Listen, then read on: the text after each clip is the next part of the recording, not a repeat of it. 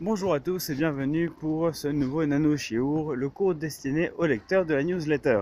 Cette semaine, c'est la paracha de Vayakhel, pendant laquelle Moshe Rabbeinu demande au peuple d'Israël de se rassembler pour que chacun puisse offrir ce qu'il souhaite pour l'élaboration du Mishkan. Et c'est ce qui va se passer. Chacun va donner une partie de ses biens pour pouvoir embellir le tabernacle. Et le texte nous dit que les femmes se sont attroupées, c'est-à-dire qu'elles se sont rassemblées dès l'instant qu'on a entendu qu'on pouvait participer à l'élaboration du Mishkan, que chacun devait offrir et pouvait offrir ce qu'il avait de plus cher. Alors elles se sont toutes pressées et elles ont offert des matériaux en cuivre. Quels étaient ces matériaux? C'était des miroirs qu'elles avaient. Elles avaient des miroirs qui étaient des miroirs précieux, qui étaient en cuivre poli. Et elles ont amené donc leurs précieux miroirs et les ont amenés pour qu'ils puissent être utilisés dans la construction du tabernacle. À ce moment-là, le Midrash nous explique que Moshe Rabbeinu s'est retrouvé avec ces miroirs, il ne savait pas quoi en faire. Qu'est-ce qu'on va faire de ces miroirs? D'autant plus qu'il s'est dit... à quoi ça sert un miroir, puisqu'il fallait finalement prendre les matériaux et les assembler de telle façon à ce qu'ils puissent servir dans le tabernacle. Eh bien, il s'est dit, pourquoi mettre des miroirs? Les miroirs en général servent à se faire beau, à se faire belle, et même si effectivement parfois bien se faire beau, se faire belle, ça sert. Par exemple, ça peut servir lorsque on veut séduire quelqu'un.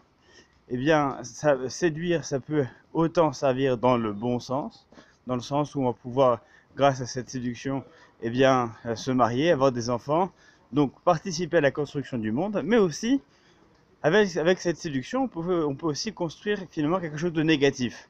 Tromper une personne, on peut faire du mal à une personne par la séduction. Donc il dit, est-ce que vraiment on va pouvoir utiliser ces miroirs pour la construction du tabernacle? À ce moment-là, Dieu lui aurait répondu, mais pas du tout, parce que sache que ces miroirs-là qui te répugnent aujourd'hui, c'est grâce à ces miroirs que le peuple d'Israël existe aujourd'hui. C'est grâce à ces miroirs que, en Égypte, eh bien, les Hébreux ont pu réussir à se multiplier et à rester toujours dans le giron communautaire, puisque ils restaient toujours entre eux, ils se mariaient entre eux. C'est grâce à ces miroirs que le peuple d'Israël est là aujourd'hui. Alors c'est vrai qu'on peut se poser la question de l'apparence. L'apparence, finalement, c'est un petit peu la même chose. Lors d'une personne qui fait trop attention à elle, on peut se dire que c'est une personne superficielle, une personne qui va toujours passer ses journées devant un miroir. Est-ce que finalement elle est en train de se faire belle pour les autres, ou est-ce qu'elle se fait belle pour elle-même? C'est vrai que c'est une question qu'on peut se poser. Le miroir, finalement, est-ce que c'est quelque chose de positif ou négatif? L'ego, c'est positif ou c'est négatif? Bien, comme toute chose dans la vie, l'ego, c'est quelque chose de nécessaire à la construction de sa personne. Il faut en avoir assez pour pouvoir devenir quelqu'un, mais pas trop pour ne pas rester concentré sur soi-même.